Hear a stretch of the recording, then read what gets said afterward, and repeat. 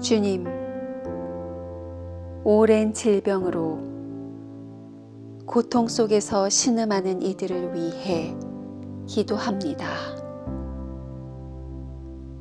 마음의 병으로 매일 어둠 속을 헤매는 이들을 위해 기도합니다. 달리다쿰 일어나라. 손잡아 일으켜 주소서. 옷자락에 손을 댄 여인처럼 주님을 간절히 붙잡는 믿음을 주소서. 우리 호흡의 주인이신 하나님, 감정으로 가파진 호흡을 가라앉게 하시고 아픔으로 얕아진 호흡을 깊게 하시며 길고 깊은 생기를 불어넣어 주소서. 부활하신 주님을 날마다 마음에 모시어 우리 영혼과 육신을 살리는 생명력을 체험케 하소서. 살아계신 예수 그리스도의 이름으로 기도드립니다. 아멘.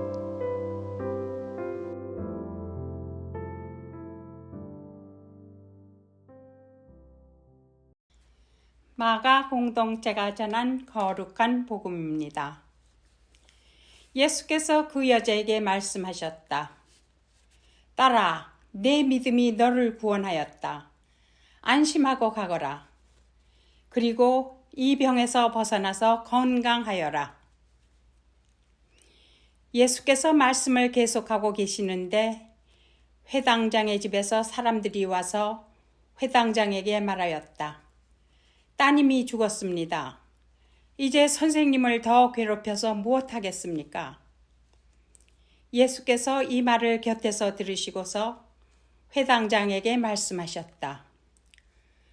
두려워하지 말고 믿기만 하여라. 주님의 말씀입니다. 하나님께 감사드립니다. 할렐루야. 하나님 아버지와 우리 주 예수 그리스도로부터 오는 은혜와 평강이 이 자리에 계신 모든 분들과 함께 하시기를 바랍니다. 어느 날 제 아내와 함께 브런치를 하려고 햄버거집에 갔습니다. 가서 똑같은 기본 햄버거 메뉴를 시켰어요. 그런데 햄버거를 보니까 너무 키가 큰 거예요. 아내는 그게 너무 높아서 따로따로 먹습니다. 빵 한 입, 고기 한 입, 채소 한 입. 저는 다른 데서 자존심 세울 데가 없어서 햄버거 앞에서 자존심을 좀 세워봤습니다. 꽉 붙잡고 한 입에 먹고 나서 의기양양한 눈빛을 아내에게 보내봤지만 예상대로 외면당했습니다. 과연 어느 쪽이 더 맛있을 것인가? 이것은 취향에 따라서 다르겠지만 음식을 만든 사람의 의도를 생각하면 한 입에 먹는 게 예의 아니겠습니까? 비슷해 보이는 음식이지만 이게 샌드위치로 가면 이야기가 좀 달라져요. 샌드위치는 누구나 한 입에 먹습니다. 오늘 우리가 함께 묵상하는 마가복음서는 예수님의 행적을 소개할 때 한 가지 이야기 안에 다른 이야기를 집어넣는 방식을 즐겨 사용합니다. 이것을 샌드위치 기법이라고 그래요. 마가복음서에 한 10번 나오는데 오늘 회당장 야이로 이야기 속에 끼어든 혈루증 여인 이야기가 바로 대표적인 샌드위치 구조의 이야기입니다. 회당장 야이로의 딸 이야기와 혈루증 여인의 이야기가 같이 소개된다는 것은 일종의 게임과 같습니다. 두 가지 실마리를 줄 테니 잘 살펴보고 무엇을 말하고자 할 것인지 찾아보시게나, 이렇게 후대의 독자들에게 마가 공동체가 던지는 대화이자 하나의 퀴즈입니다. 오늘 본문에는 믿음과 치유라는 실마리가 숨어 있는데 이것이 어떤 관계인지 또 어떻게 다른지 이 시간에 여러분과 함께 나눠볼 때 오늘 이 자리에 함께 하시는 모든 분들께서 산을 움직이는 믿음을 소유하심으로 모든 연약한 것들이 깨끗이 치유되는 놀라운 역사의 있기를 주님의 이름으로 축원합니다. 오늘 갑자기 등장한 혈루증 여인의 나이는 아마도 24살 정도였을 것입니다. 혈루증 환자가 평탄한 인생을 살다가 갑자기 어느 날부터 환자가 되는 경우보다는 사춘기 무렵 하혈이 시작되면서부터 그러한 운명이 시작되었을 것으로 생각됩니다. 그 인생은 어떠했을까요? 꽃다운 나이, 2000년 전 혼인 정년기에 접어든 그 소녀는 여인이 되기까지 아무런 여성성을 발현하지 못한 채 반쯤 죽은 인생을 살았을 것입니다. 율법이 곧 사회법인 유대사회에서 피가 그치지 않는 혈루증에 걸렸다는 것은 비극이었습니다. 당대에는 몸에서 나오는 피를 불결한 것으로 생각했어요. 그래서 그와 함께 잠자리를 한 남자도 부정하고 그 침상도 부정하며 공동체에서 사회적으로 격리되어야 했습니다. 이렇게 쉬지 않고 계속 피가 나온다는 것은 아예 부정한 인간이다, 이렇게 낙인이 찍히는 것입니다. 게다가 치료를 위해서 가진 재산도 다 썼고 온갖 의원도 만나봤지만 소용이 없었습니다. 도리어 상태가 점점 더 중해지더라, 이렇게 성서는 기록하고 있습니다. 존재하지만 보이지 않는 인생, 없는 존재나 다름없는 안타까운 그 인생, 사랑받지 못하는 그 여인의 인생을 여러분 한번 상상해 보십시오. 그와 반대로 많은 사랑을 받았던 존재가 있었습니다. 회당장 야이로의 딸입니다. 그녀의 아버지는 지역사회에서 나름 명망이 있는 지식인이었습니다. 사람들에게 존경받는 회당장이었습니다. 정신분석학자 프랑스와즈 톨도는 그 아버지의 사랑을 일컬어서 사로잡혔다, 이렇게 표현했어요. 사로잡혔다. 딸이 너무 귀하고 딸이 너무 사랑스러워서 사로잡혀 있는 거예요. 보통 이런 관계는 어머니와 아들 사이의 고착으로 나타나는데 성서에서 유일하게 아버지와 딸 사이의 고착된 관계로 오늘 본문이 보여주고 있습니다. 고관대장이라고 할 수 있는 지역에 명망이 있고 높으신 회당장님이 나사렛 시골에서 온 예수 앞에 무릎을 꿇습니다. 당시 유대 지도층들은 신진 세력으로 떠오르는 예수를 인정할 수가 없었어요. 어려서부터 엘리트 코스를 밟은 것도 아니고 유대 지도층에게 고분고분한 것도 아닌 예수는 율법과 질서를 무너뜨리는 존재였습니다. 어떻게 하면 종교 재판에 넘길까 고심하던 지도층 중에 한 사람, 회당장 야이로는 지금 예수님 발 앞에 엎드려 있습니다. 예수님은 풍랑을 헤치고 이방 지역으로 가셨다가 방금 다시 유대 지역으로 돌아오신 참이었습니다. 질척질척한 바닷가, 생선이 여기저기서 썩어가는 그 땅바닥에 머리를 숙이고 예수께 간곡히 부탁합니다. 내 어린 딸이 죽게 되었습니다.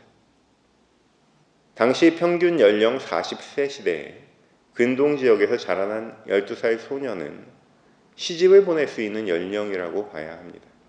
그런데 회당장은 소녀의 생명을 살려달라면서 우레기 좀 살려주세요 라고 애원하고 있습니다. 사람이 다른 사람에게 사로잡혀 있을 때 거기서부터 인생의 괴로움이 시작된다는 것을 우리는 인생의 지혜를 통해 잘 알고 있습니다. 에리 프롬은 소유냐 존재냐라는 책을 통해 많은 이들이 스스로의 존재로 거듭날 수 있도록 이끌었습니다. 이에 따라서 현대인들은 사랑과 집착이라는 것이 하늘과 땅 차이로 다르다는 점을 알게 된 거예요. 그런데 회당장 야이로는 딸에게 사로잡혀 있습니다. 그 결과도 비극으로 이어집니다. 사로잡는 야이로도 환자가 되고 사로잡히는 딸도 환자가 됩니다. 제가 엊그제 새로운 체중계를 구입했는데요. 또 새로운 물건 들어오면 아이들이 못 참죠. 하루에도 몇 번씩 올라가서 몸무게를 재는 거예요. 그런데 아이들도 깜짝 놀라고 저도 깜짝 놀랐습니다. 우리 교우님들이 많이 컸다 하셨는데 아니나 다를까 지난 1년 사이에 몸무게가 많이 늘어나 있는 거예요.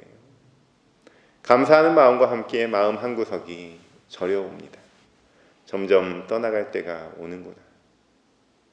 여러분, 사로잡히지 않고 살아갈 수 있는 사람은 대단한 사람이에요. 특히 자식 문제에 어떻게 안 사로잡힐 수가 있겠습니까? 내 몸의 일부인데요. 내 배 안에서 나온 놈인데. 얼마 전에 아드님이 아프시니까 한 권사님이 그래요. 내가 뭘 잘못해서 그런 것 같다. 차라리 나를 데려가시면 좋겠다. 이렇게 자식에게 사람만큼 애정이 강한 동물이 있을까 생각해 보면 사람은 부모의 애정이 필요합니다. 스스로 서기까지, 스스로 먹기까지 이렇게 오래 걸리는 동물이 없어요. 게다가 오늘날 세상은 가면 갈수록 점점 정글이 되고 있습니다. 험난한 세상에 어떻게 너 혼자 잘 해보라고 내보냅니까? 그 험난한 세상에서 30이 넘고 40이 넘고 50이 넘어도 돌아올 곳이 엄마 품인데 어떻게 사로잡히지 않을 수가 있겠습니까? 오죽하면 몇 해 전까지 이 미국의 건축 트렌드가 집의 뒷마당에 돌아온 자식 집 짓는 거라고 그러겠어요. 야이로의 마음 또한 여러분 이해가 되지 않습니까? 그러므로 오늘 이 말씀은요, 야이로나 다름없는 우리 그런 마음 가진 우리에게 부어주시는 은혜의 말씀이에요. 하나님의 영은 모든 묶인 것을 풀으시는 영, 자유케 하시는 영, 해방시키시는 영인데 우리는 전전긍긍하며 여전히 사로잡혀 살고 있지 않습니까? 여러분 어떠십니까? 우리는 2명의 연약한 병자를 치유하시는 예수님의 행적을 쫓고 있는데요. 여기 반전이 있습니다. 한 사람은 혈루증 여인이 맞지만 다른 한 환자는 소녀가 아니라 바로 야이로 본인인 거예요. 그 아이는 병자에게 사로잡혀 잠들어 있는 마치 잠자는 숲속의 공주와 같은 존재, 황금으로 된 새장에 갇힌 한 마리의 새와 같은 존재일 뿐입니다. 그런 야이로에게 예수께서는 나직하게 한 말씀 건네십니다. 두려워하지 말고 믿기만 하여라. 예수께서는 처방을 내리시는 거예요. 믿기만 하여라. 이렇게 믿기만 한 존재가 먼저 있었으니 누굽니까? 바로 혈루증 여인이에요. 내가 그의 옷에 손을 대기만 하여도 나을 터인데 하고 예수님의 옷에 손을 대지 않습니까? 즉시 출혈의 근원이 마릅니다. 스스로 몸이 나은 것을 느낍니다. 예수께서는 그 여인을 향해 말씀하십니다. 딸아, 딸아, 내 믿음이 너를 구원하였다.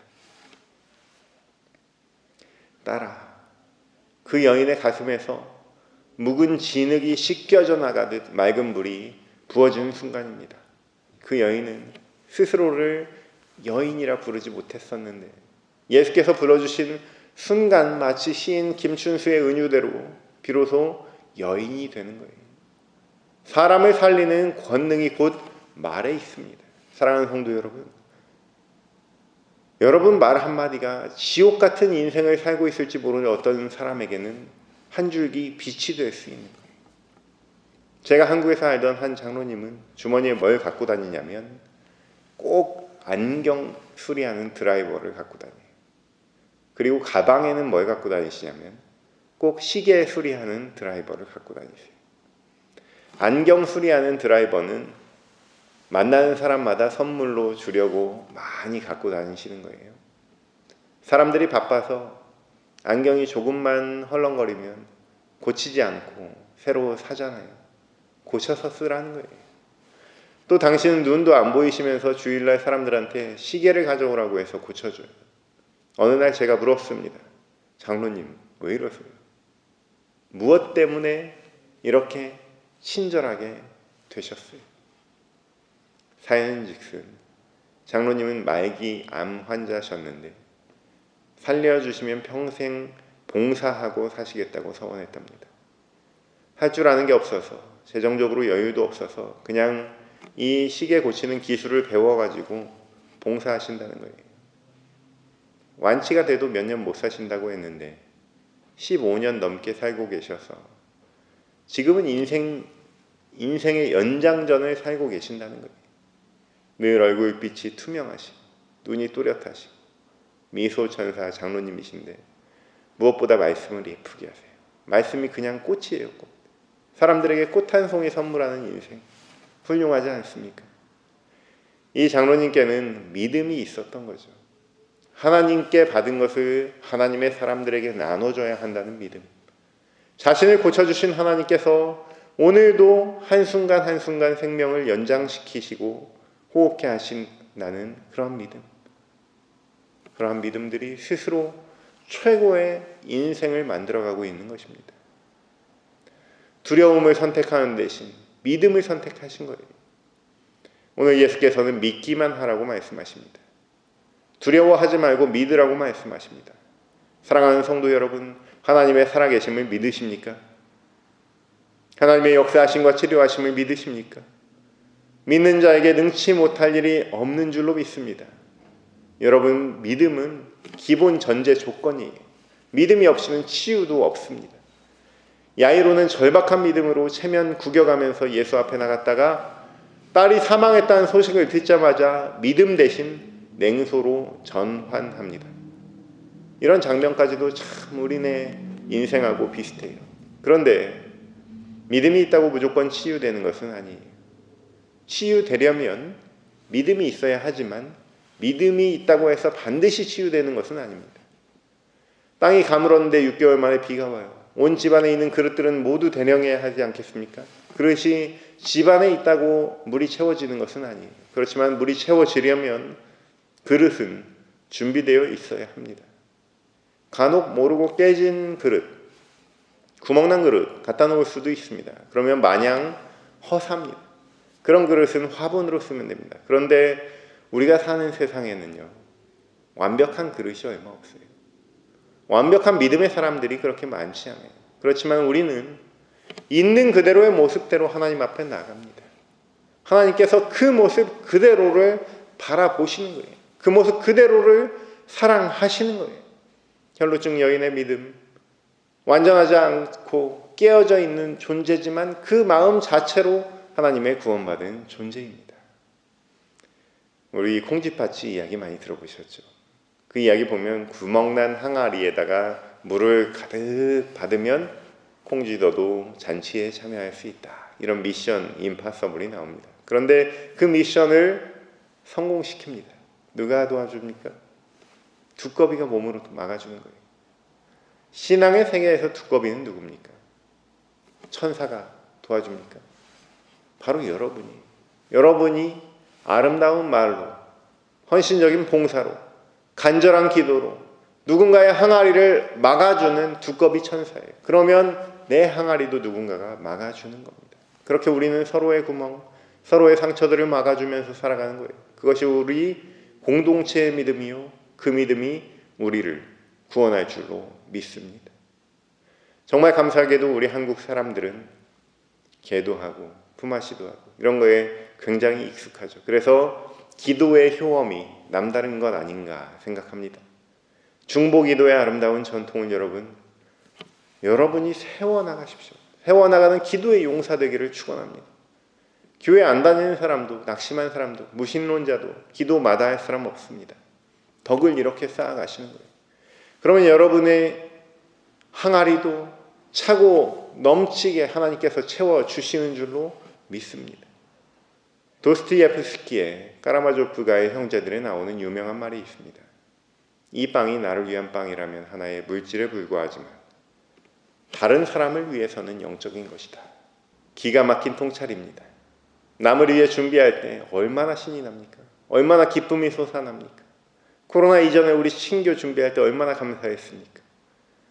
특별히 가족들을 위해 요리하시는 여성분들, 남성분들 기뻐하십시오. 여러분들은 내가 아닌 다른 사람을 위해 영적인 영향력을 매일매일 끼치고 있는 것입니다. 이렇게 나로부터 가족에게로, 더 나아가서 우리 교회와 직장과 세상에 이르기까지 모든 큰 개념의 가족들에게 나누는 일처럼 고귀하고 영적인 행위가 없습니다. 그리스도의 십자가가 전 세계를 변화시키는 우주적인 사건이었던 것은 자신을 위함이 아니라 다른 사람을 위했기 때문인 줄로 믿습니다. 내 이웃이 있어야, 그리고 그 이웃들에게 평화가 있어야 나도 있고 나에게 평화가 있는 거예요. 우리 지구의 일부분이 아프면 나도 아프게 된다는 것을 이번 코로나 때 모두 여실히 알게 되지 않았습니까? 이제 말씀을 정리합니다. 믿음이 있어야 구원받습니다.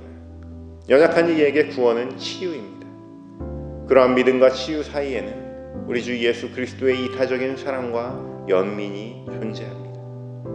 이러한 사랑과 연민으로 내가 먼저 손 내밀어서 기도함으로 말미암아 나와 가족과 이웃의 아픔이 깨끗이 고침받는 축복을 누리는 저와 여러분 되시기를 주님의 이름으로 축원합니다. 모든 지각 위에 뛰어난 하나님의 평강이 그리스도 예수 안에서 너희 마음과 생각을 지키시리.